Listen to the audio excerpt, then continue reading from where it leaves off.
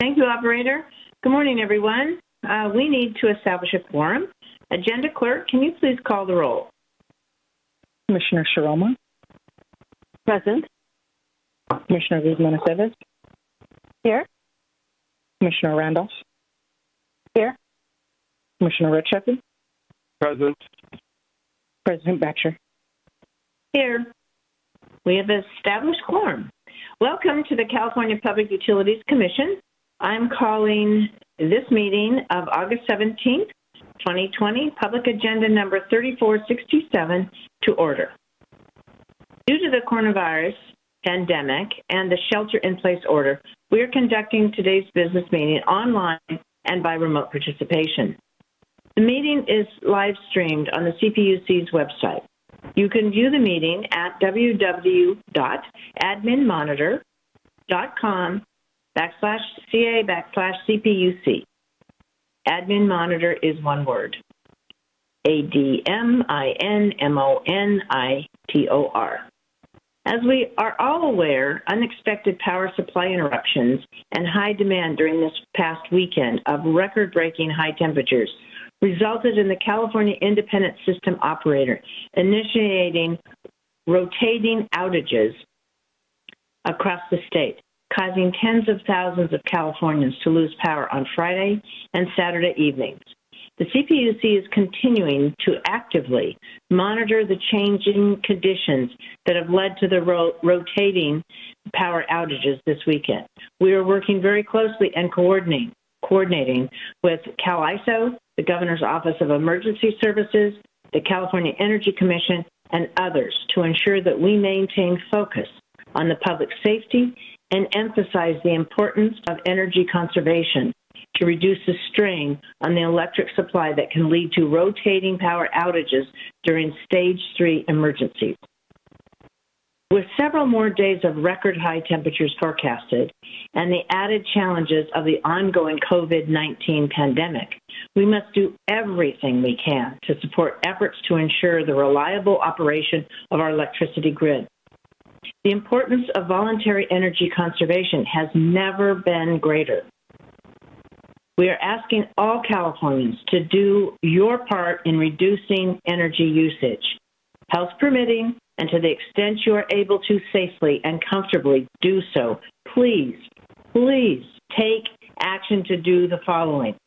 Keep your lights off to the extent safely possible, including exterior lights that may be on a timer. Set your thermostat to 78 degrees or higher and turn your air conditioner off when not at home. Move any furniture blocking vents to be sure air is flowing efficiently. Charge your laptop and cell phone before 3 p.m. or after 10 p.m. Hang dry your clothes instead of using your dryer. Unplug energy vampires when not in use, such as televisions, game consoles, and standby coffee makers, and your cell phone plugs. Use a fan instead of your air conditioner. Cover your windows to keep sunlight from heating your home. Cook using your stove, microwave, or outside grill instead of your oven. Limit opening your refrigerator and your freezer. These are critical things that we all must do to weather this difficult weather and to protect our fellow Californians from rolling blackouts. Please, everyone, conserve. Moving on to the public comment section of our agenda. Public engagement is critical to the CPUC process.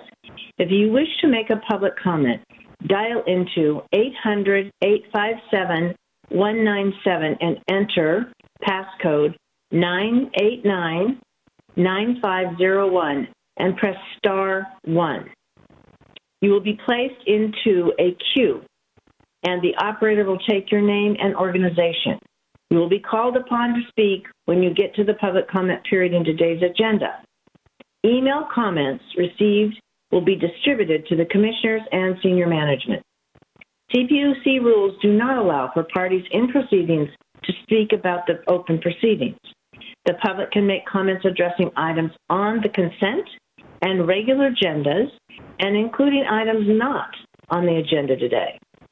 Please note there will not be public comment on any item on the closed session agenda.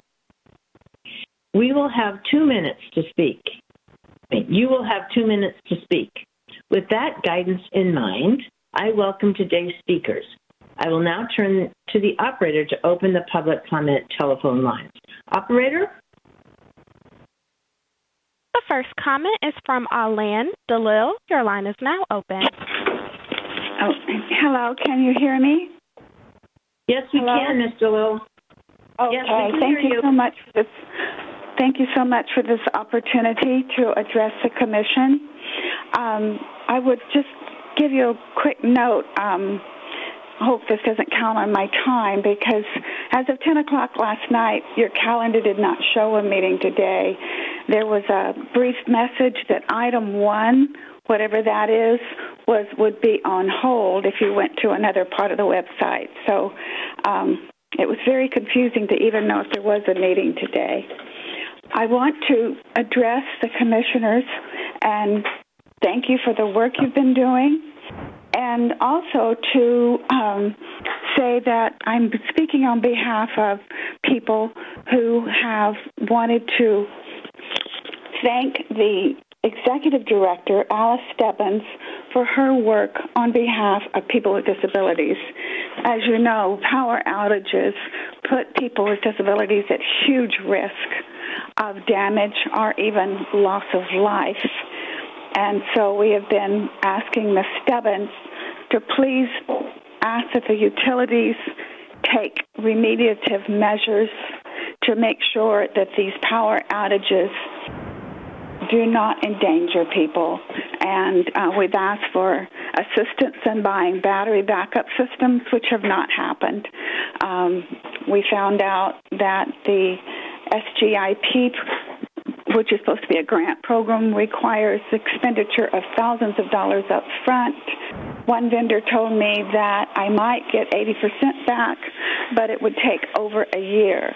And the problem is that most people with disabilities don't have thousands of dollars lying around, even though this is a critical issue for us. So we're asking the Public Utilities Commissioners to make sure that these utilities that cut off our power have a way for us to prepare for their power outages. So far, there is no way to do that. And so on behalf of the people that I'm going to name to you, we want to thank Ms. Stebbins for all of her work on our behalf and hope that she can continue to represent us. I'm speaking on behalf of Sumitra Joy, Catherine Campisi, Carlos Benavides, Donna Kalame, J.D., Eugene Lozano Jr., Julie Ann Marie Siacone, Megan Granada, ADRC Program Manager, Keisha Weller, Phil Stivers, Diana Rutley, and Paulette Traficante, Vida Flores, President, League of Women Voters of Napa County, Alice Brown, Robert Parks, Lilybeth Navarro, Calif Executive Director, Pilar Cole, Michael Levinson, Daly City, Susan Chandler, member of Californians with Disability Rights and ex-president, Tara Ayers, Gail Rial, Mario Janison, Janie Whiteford, Cindy Jones, Yu Chen Lin, Eric Sartenayer, Judy Lynn Duba, Walt Duba, Janet Renison, David Klingerman, Charles Bean, Don Carney, Carol Bracco, Marilyn Golden, Kim Lathrop, Ralph Black, Grace Lynn, Yang Yen Lin, Claude Everett,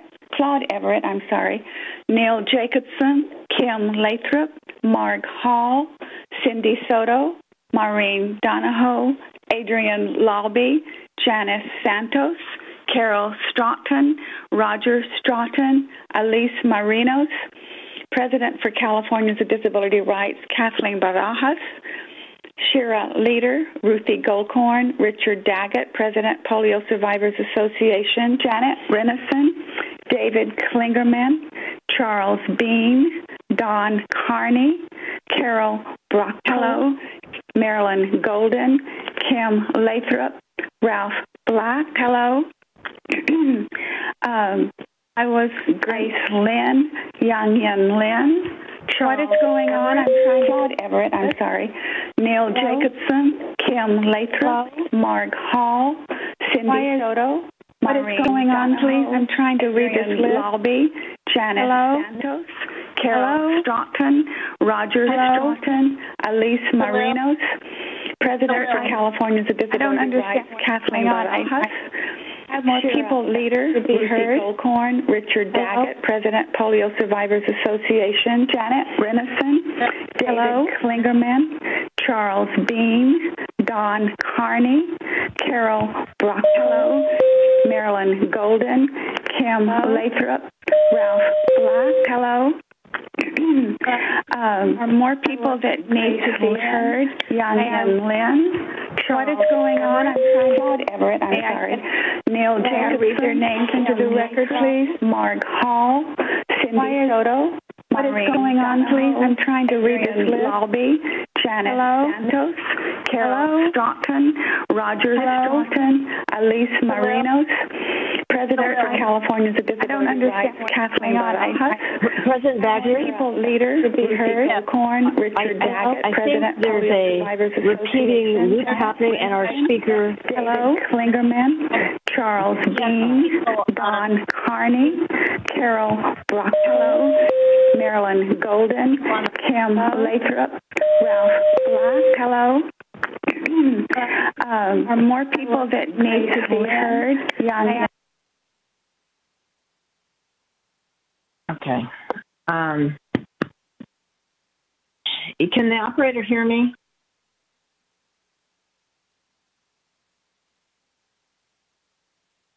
Sound like the voice got trapped in a loop somehow. Yeah, it was very. Can the operator hear me? Robert, are you on the line? Hello, yes, I can hear you. We had real difficulties with the last caller. It sounded like there were 2 or 3 people on the line with her. I'm not sure she could hear her warning bell at the 3-minute time period also, or excuse me, at the 2-minute time period.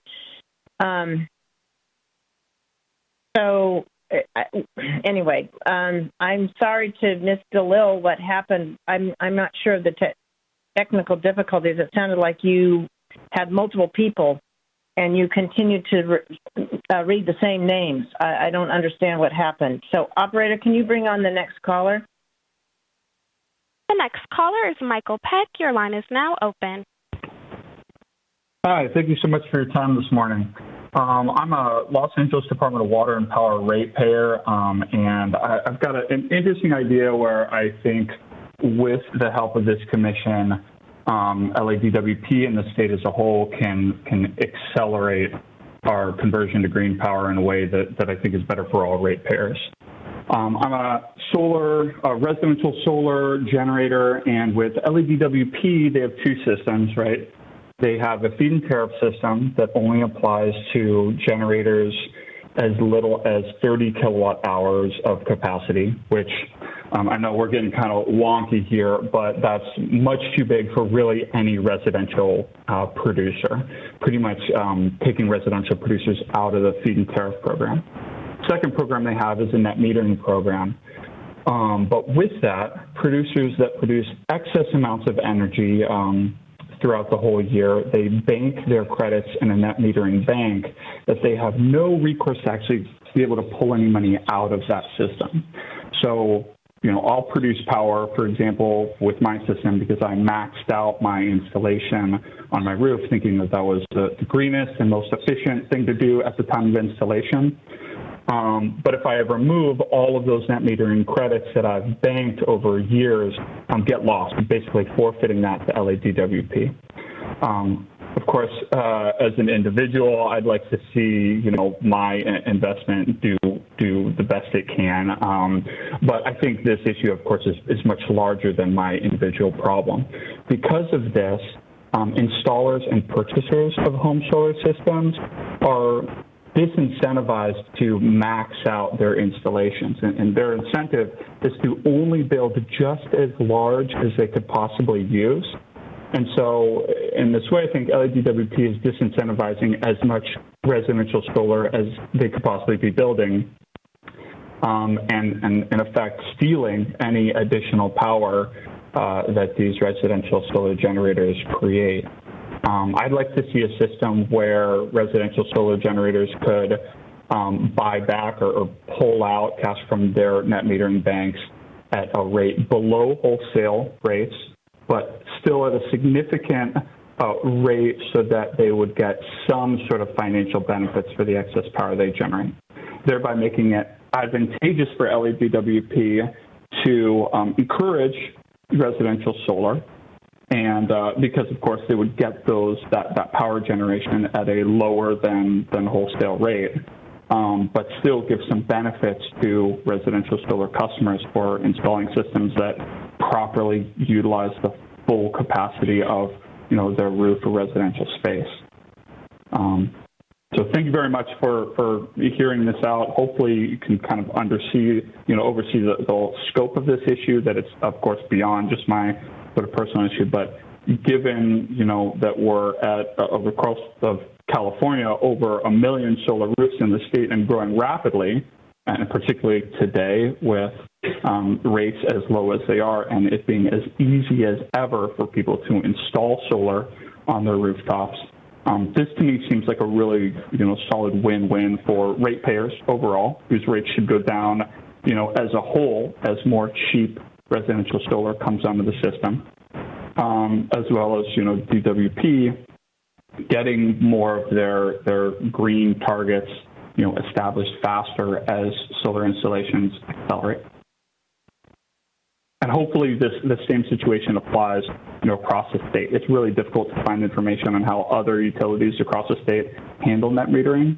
LADWP, of course, is huge, but hopefully this has broader implications for the Commission as a whole. Thanks for your time. Thank you. Thank you. Operator, the next caller, please. The next caller is Connie Arnold, disability rights activist. Your line is now open. Yes, hi, good morning. Thank you for letting me speak. I'm calling, basically, I support Alice Stebbins and her staff who have been working to develop real mitigation measures that have protected and worked to protect vulnerable seniors and people with disabilities from the dangerous effects of electric utility de-energization. And we really can't afford to change a good person in management in the middle of this process. And I'm reminded of that old saying, don't throw the baby out with the bathwater, which means don't fire Ms. Stebbins, who has been working on behalf of ratepayers and those members in the community who are part of the wider disproportionately impacted senior and persons with disabilities negatively impacted during electric utility de-energization events, PSPS events, and sudden OES-initiated brownouts and blackouts that just happen across the state without warning and little notice at all to the disability community or in senior community. The role of the Commission is to conduct fair and ethical, proper oversight of private for-profit utilities and hold them accountable in the public, not personal interest. In the public interest, you should not even consider firing Alice Stebbins. Given the amount of media and press on the commingling of past and present special interest matters by the dysfunctional CPUC, it would appear that any firing of Alice Stebbins, to me, is likely personal, part of dirty politics, and would just be part of the long-term dysfunction of the PUC and their compromised acceptance and intermingling with utility lobbyists, which itself should be what needs investigation, auditing, and correction for the benefit of the public. Getting money out of politics is a bigger goal, and either that or some means of restoring the public interest trust, which Ms. Stebbins' efforts have finally worked towards. It appears the Commission has an axe to grind when it was Ms. Alice Stebbins that found millions in money owed to the state by utilities. Maybe the real reason anyone would want to fire Ms. Stebbins is they are trying to protect those moneyed interests from paying up what they owe the state of California or from further audits, because rather than protecting the public interest of Californians, they really have something to gain by protecting the electric utility companies and moneyed interests rather than a good public official like Alice Stebbins, executive director of the CPUC, who is viewed as getting in the way of free gifts lobbyists bring to the commissioner's table, personal or campaign coffers, or travel in some way, like those compromised at the past Maui event while California was on fire and people burned to death. I read on the website the role of the CPUC, its role and responsibilities are to regulate privately owned electric, natural gas, telecommunications, and other things, and that 5 governor-appointed commissioners are dedicated to ensuring consumers have safe, reliable utility service at reasonable rates, protecting against fraud, and promoting the health of California's economy. It reminds me of another saying about the fox guarding the hen house or watching the goose that laid the golden egg. Firing Alice Stebbins is not in the public interest. And I think it's time that the CPUC uphold its values and of accountability, excellence, integrity, open communication, stewardship, and please do not fire Ms. Stebbins, who has operated in the public interest of all California ratepayers, including vulnerable seniors and persons with disabilities, within those core CPUC values. I'm not telling you what to do on any other matter of warning or discipline about a disputed hiring issue, but do not fire Ms. Stebbins, who operates within the public interest. Thank you. Thank you, Ms. Arnold. Operator, the next caller, please. The next caller is Richard Scaff from Designing Accessible Communities. Your line is now open. Thank you and good morning, President Batcher and members of the Commission. I want to first ask, and I don't want this to be part of my 2 or 3 minutes, whichever you're allowing. I want clarification of today's meeting. Has, as your Deputy Director, Saul Gomez, informed me, that item been removed from today's meeting? I'd like an answer before I continue. It has been removed. Yes, it has. Thank you. I also don't agree with any possible suggestion that Ms. Stebbins should be removed from her position as executive director. But I have other things I want to talk about also, President Batcher. Your opening statement, that the CPUC is closely watching both the CAISO, the California, what is it? My goodness, California Independent System Operator, and the electric utilities. If that were the case, President Batcher, on Friday, when the, quote, rolling blackout started, it would have been in my area in Guerneville, probably an hour or so, and then we would have had our electricity restored. We didn't have any electricity until 11 p.m. that night, 5 hours without electricity.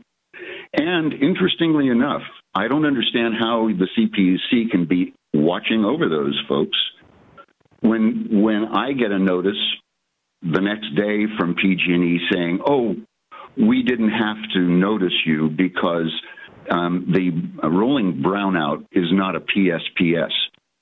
Well, for those people in California that depend on consistent electricity, President Batcher, it didn't make any difference on Friday when that electricity went out, not as a rolling blackout, but as a complete blackout for 5 hours. Where was the oversight at that time? I called numerous people to find out what PG&E was, because we had no notice, what PG&E and others were going to be doing about this, local fire departments. They didn't even, the fire chief for Sonoma County Fire didn't know that there was going to be a brownout or that there was actually a brownout that we were experiencing. A couple of other things, besides the fact that there was no notification, and PG&E doesn't think it had to give us any notification. And that brings up another issue about the CAISO. what does the commission do to oversee that body to determine whether they have a policy? Do they have a policy that they have to notify people that there's going to be a brownout?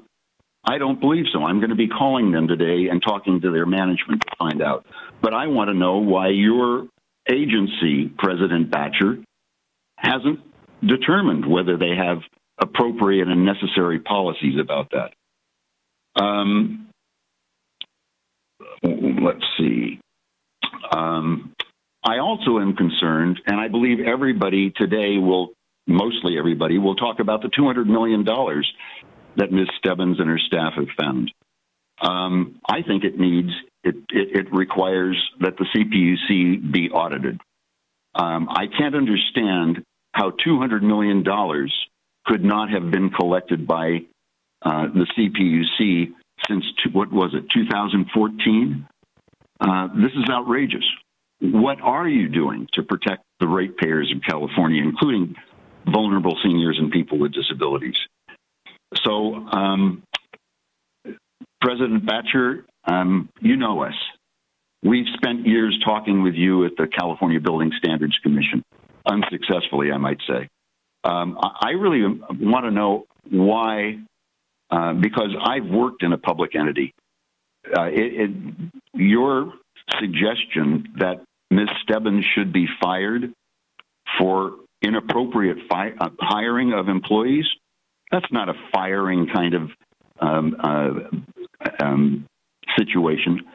If she in fact did hire incorrectly based on the state report, then sitting down with the president and having a discussion and putting something in her record would have been appropriate.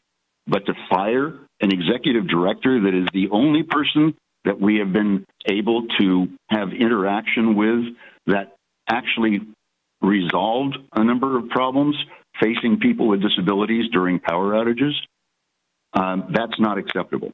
And if you move forward with that at some time in the future, there will be very clear and obvious repercussions.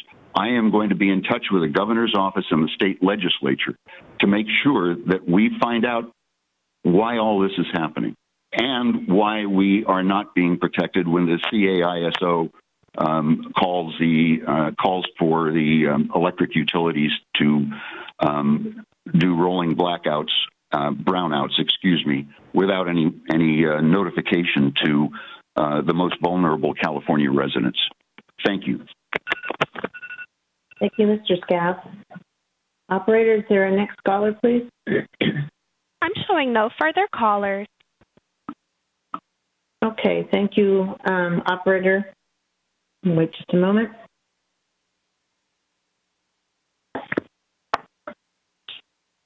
Okay, caller, Operator, are there any other callers now? Yes, it'll just be one moment.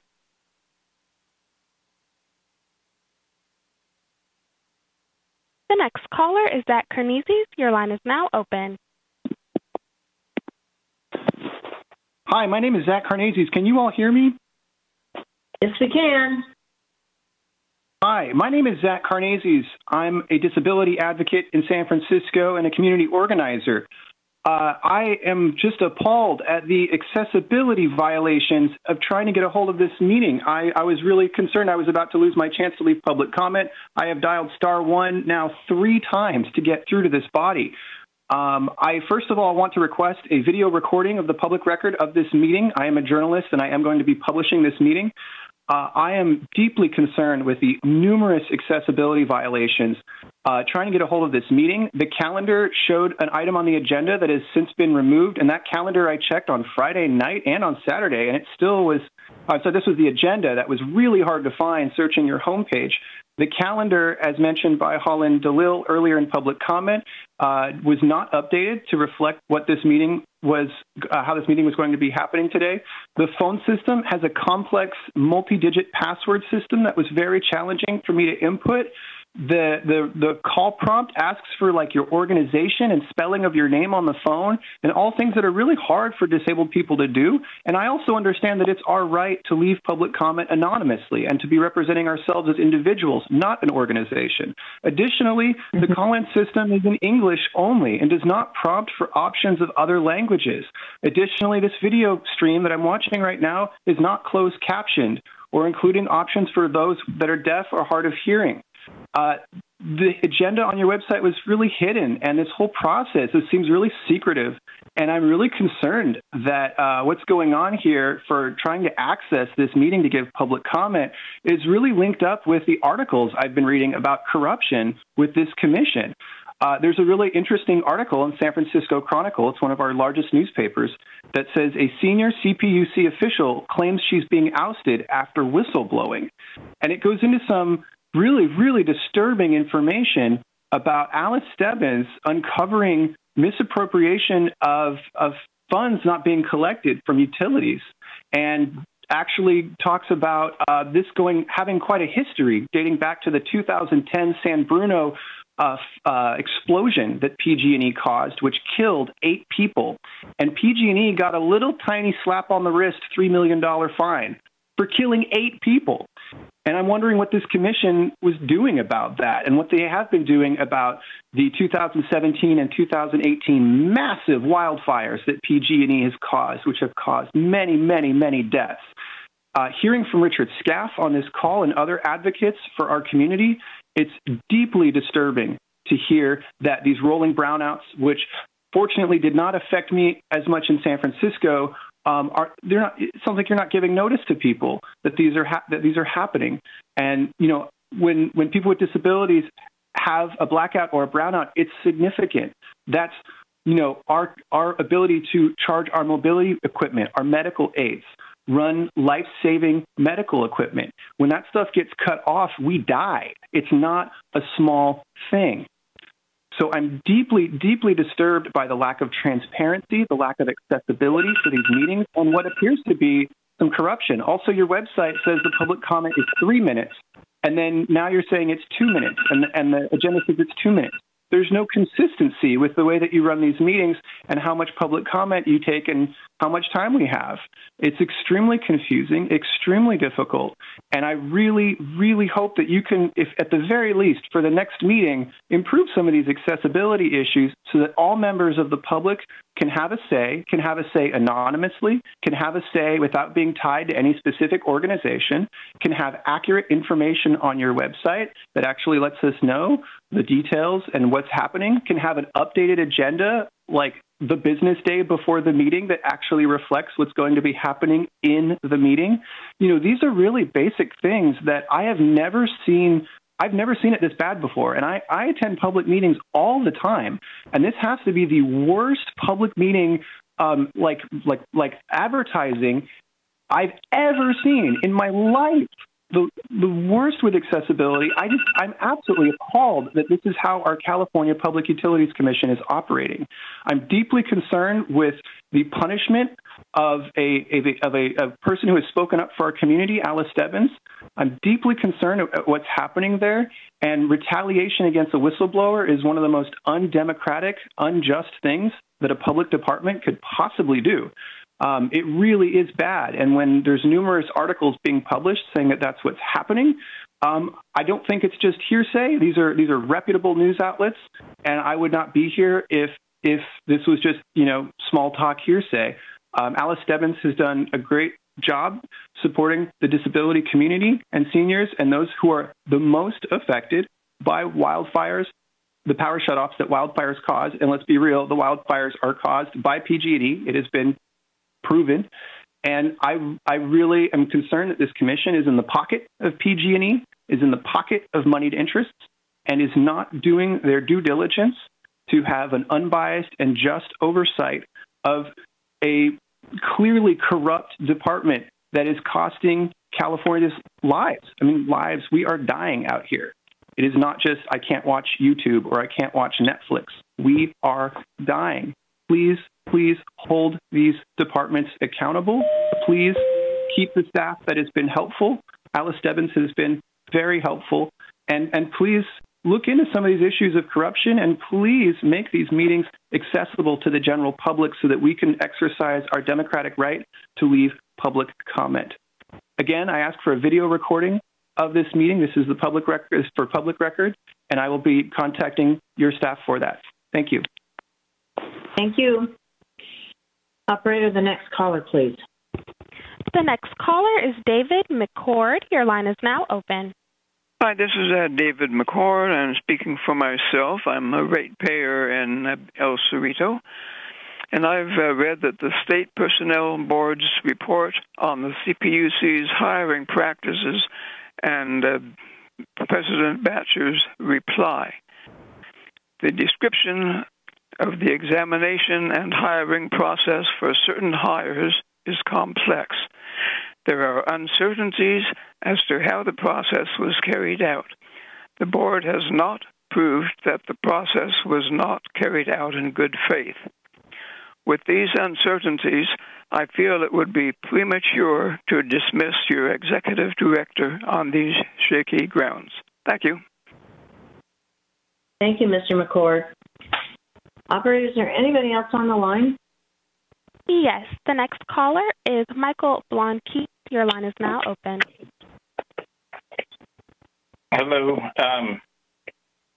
I'm also a ratepayer of San Jose Water Company, and I'm calling out what appears to be corruption. There was a merger between San Jose Water, actually an acquisition between San Jose Water Company's holding company and Connecticut Water Services. We had lobbied local representatives to get them to require an application for this. CPUC's general counsel issued a directive for an application. There were closed-door meetings. All of a sudden, it turned into an OII, I-1807007. The whole proceeding seemed like it was basically a sham, and it's real easy to point that. The ALJ's proposed decision was recently issued, and no protections were provided for Californians regarding this grossly inflated acquisition. The acquisition was purportedly $1.1 billion.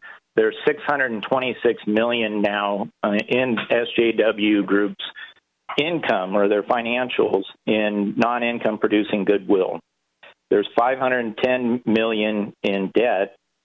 Some of that, the service was just made. The debt service was just made for Q2 of 2020. And then San Jose Water recently filed an application for an additional $350 million in debt and equity, and that's A2004009. There was no way SJW Group was going to be able to afford this acquisition at that price under these terms. Nothing was looked at.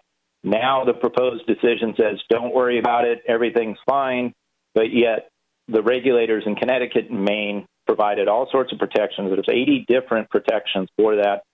While the OII was ongoing, the terms of the acquisition changed multiple times. And during that time, there was a discovery motion during the most recent application with the regulators in Connecticut and Maine. At that time, the OII was suspended. Commissioner Peterman, who's now working for one of the utilities that she used to regulate, Southern California Edison, I don't know what role she had in suspending that, but since that suspension, there hasn't been any decisions on the discovery motions or motions from San Jose City was a party to that. I was a party, and an organization I belong to, Rates, was also a party to that. This sets an alarming precedent and roadmap for other water utilities to basically grossly inflate other acquisitions and lead to the quick privatization of our water supply. Besides the $510 in new debt, there was about $430 million in new equity. And prior to announcing the acquisition, San Jose or SJW Group increased their dividend payout ratio by about 40%. There's no way SJW is not going to go bankrupt unless there's substantial.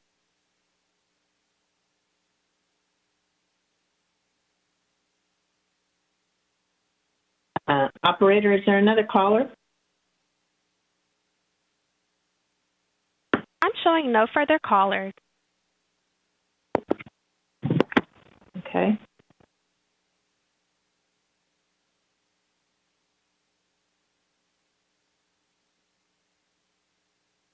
Okay. So thank you, Operator. With no further callers on the line, the public comment period now is closed. Thank you. Item 1 on the regular agenda has been withdrawn. There is no consent agenda items, and there's no management reports. We are now at the commission reports on the agenda. Do any of the commissioners have a report to make? Just raise your hand and I'll call on you. Seeing none, I can't see Commissioner Randolph or Commissioner Guzman-Aceves, so you have to speak up. No, I have no report. Thank you. Okay, I have no report either. So with that, we the public. Oh, excuse me. Yes, the public portion of this meeting today is now adjourned. Thank you.